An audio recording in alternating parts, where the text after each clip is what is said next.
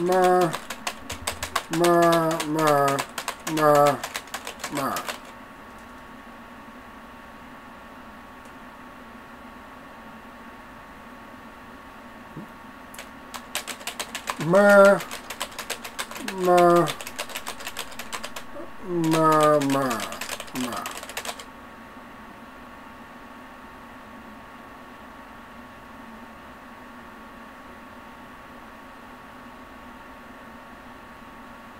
On to the video.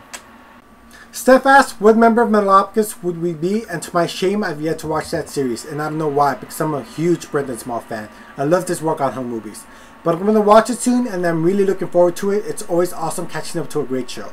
In the meantime, I did look over the band members list, and since Pyro already picked Pickles, I'm going to go with Murderface, because he's the bass player.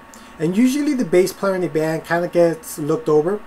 And also, I really feel I could play the bass solo just like Murderface. Check the link below to see what I'm referring to.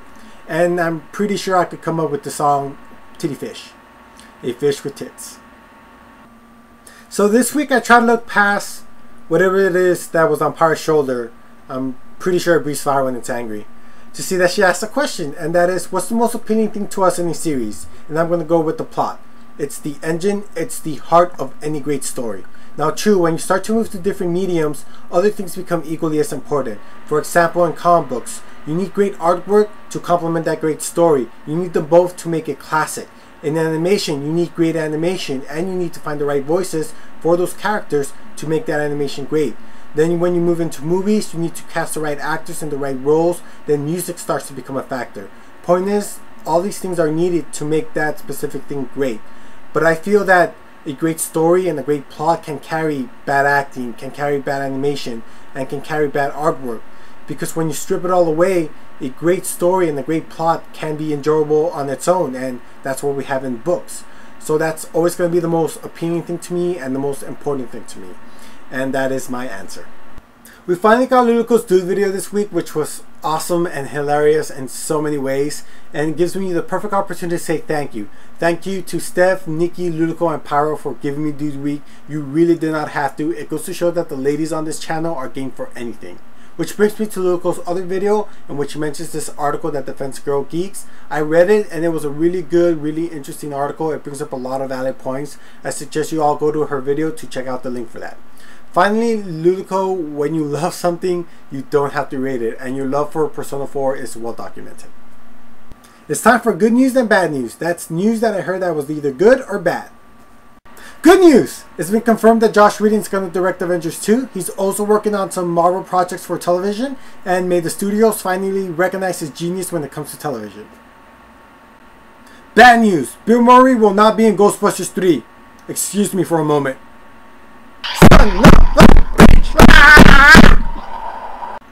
Good news! Within the span of a day, it was reported that Ben Affleck was going to direct the Justice League movie, but then that fell through, making DC fans rejoice and breathe a huge sigh of relief.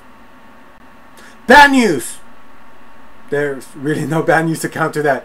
Woo! That was close. I was worried.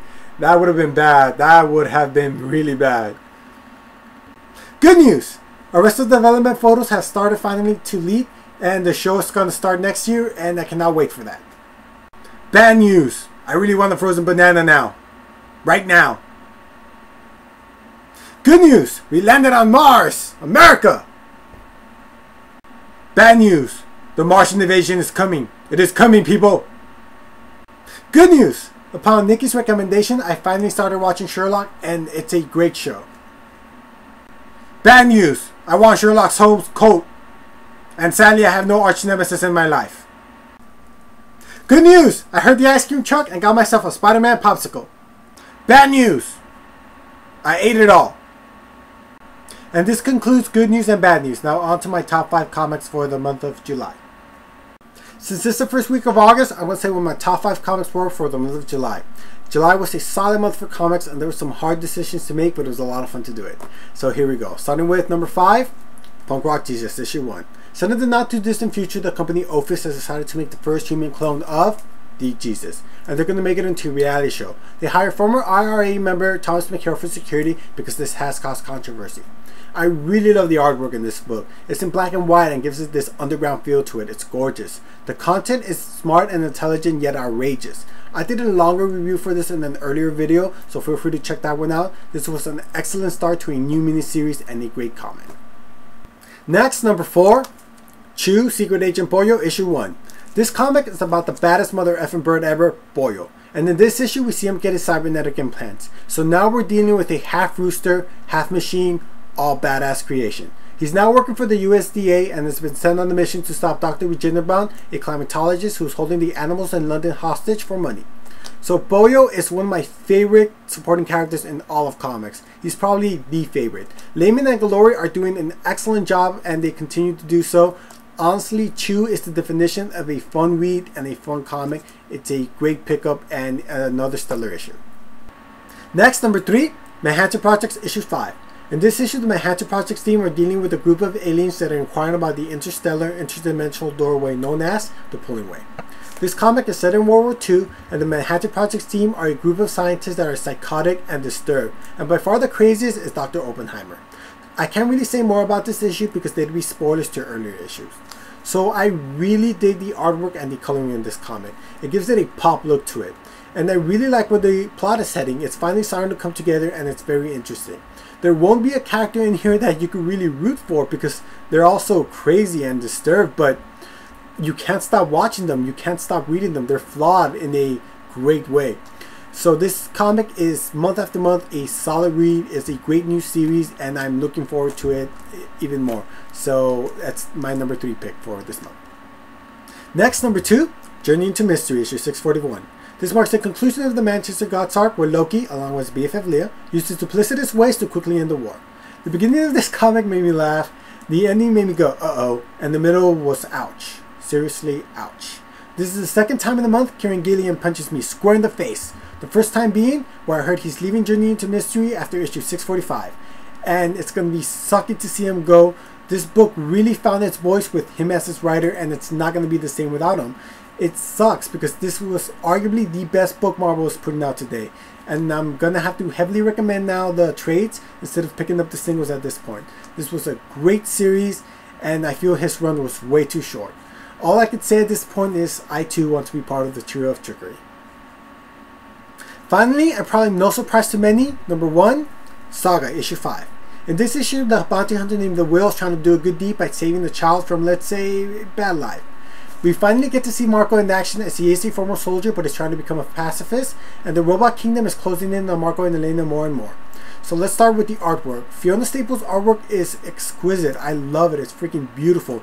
I love the covers. I mean, it looks so elegant yet at the same time gnarly. It's very cool looking.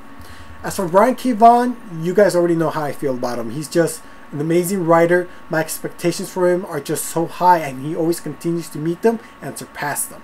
No two characters sound alike here. I'm already emotionally invested in the characters and it appeals to both sci-fi and fantasy fans. The early issues have become very hard to get, so I do recommend waiting for the trade. It's set to come out in October. This is a great comic, a great series, and once again, the book of the month. That does it for me this week, but before I go, I was recently a guest on Deadpoolzilla's podcast. We discuss animation geared more for adults, and if you want to see a good rant by me, there will be a link below to the video. Also, you should check out his channel because he discusses other topics and his videos are always excellent. Now remember to comment, subscribe, check out the other more stylish geeks of the week, and stay geeky. Not bad. Geeks of the Week potluck coming, everybody. Just, wait for that. It's coming soon.